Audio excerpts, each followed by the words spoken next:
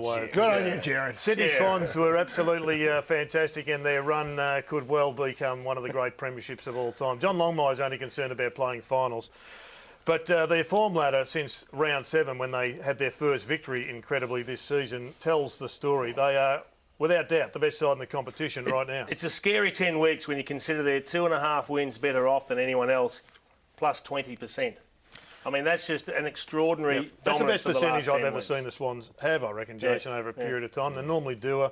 They're normally worried about defence, but they've got their defence really flying and their attack much better. Essendon are the other one that are coming with an absolute rush. But what it means with Sydney, though, Jared, it was only probably a month ago we said after a 0-6 start, are they actually going to do what no team's ever done before and make the finals?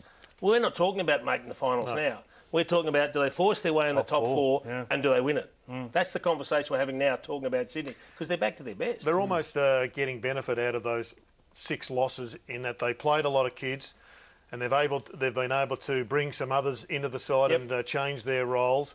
But there's been a significant number of Swans players have stepped up and played their best footy in that period since round 6.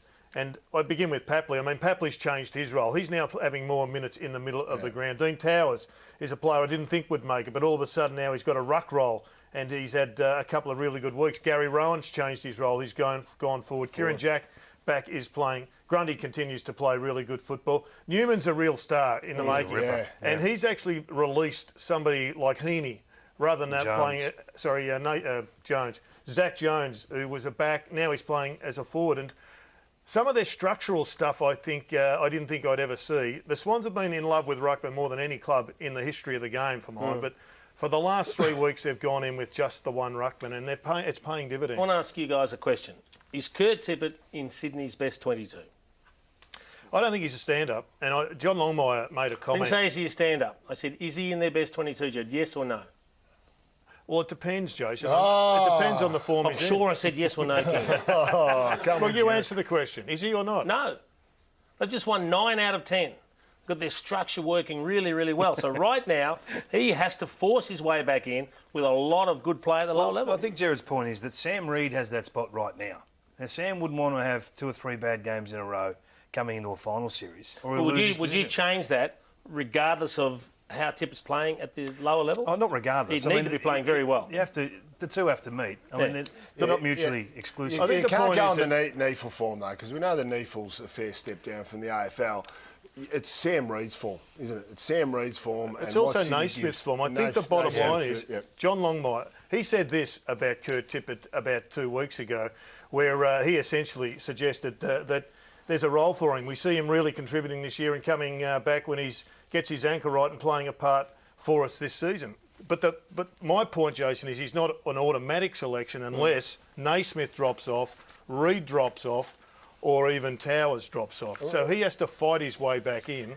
And I love the Swans' structure much better with just one ruckman. So do I. Buddy Franklin and a bit player like Towers who can fill in. But Sam Reid, who's kicked 3 goals in the last 4 weeks, he's a bloke who didn't get a kick on the weekend, but 3 or 4 weeks ago is really important. It's his spot at the moment. He's got to fight to hold it. And he can go back and play a loose man defence as well, which is important string. I think the other issue, David, is they've with the structure, their forward press is really working, and it's been a massive change over the last couple of weeks. They're protecting their back line. They're conceding just 64 points. Up until round 7, they were conceding 90 points, and their contested footy has gone back through the roof. Best in the competition. They've got some challenges, though. The GWS Giants, Jared, the first 10 or 12 weeks of the season, they were awesome. Their midfield was flying. They've come off the boil, haven't they? The last 4 to 5 weeks, they've lost their ability to move the football. There's their form line. You can see it there. It's as clear as day. Lucky to get out of a couple of those draws, really, to be honest with you. But when you evaluate what they've done, ball movement was their one wood. That was their strength on the competition. Out of stoppage, best in the competition. On turnover, best in the competition for the first 11 weeks. Now that's dropped to 7th since round 12 from stoppage and 9th from turnover. And that's their game. To me, if they can't move the ball, you've got them. And when you look at how they're doing it, teams have worked out how to slow the Giants down. Kelly, Scully, Whitfield and those players charging out of stoppages on the angle. Look at what the Swans did on the weekend.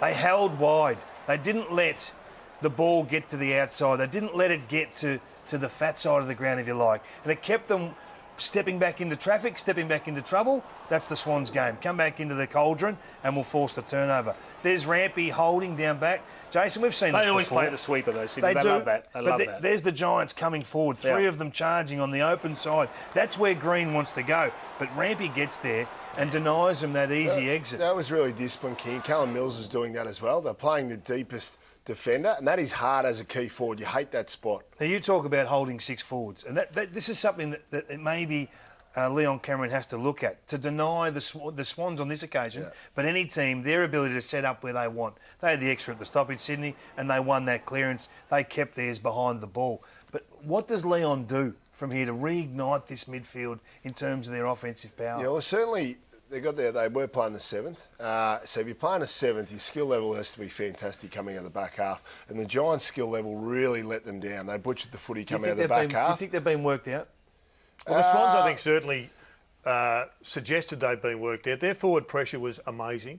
They kept the ball in there. Their speed, having the Jones and the Heaney's of the world in their forward line has allowed them to really keep the ball in there, and that's why one of the ruckmen, I think, has become expendable. And that's what GWS doesn't have. They don't have that pressure in the forward 50. They've got too many tools and too many blokes that don't apply that sort of pressure. Interesting observation before you go, Brown. Interesting observation from Paul Roos having a look at this match. He was fairly critical of what he saw. There's talent. It's pure talent. The Giants are playing, and I don't want to be too disrespectful, the Giants are playing very ordinary footy because they have so much talent in this team.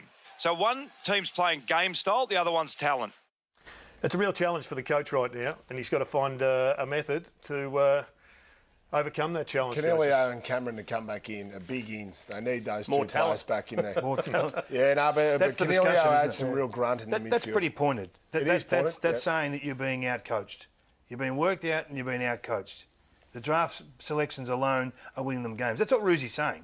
You can't take that any other way. John Longmire won with a lesser team, is what he's saying.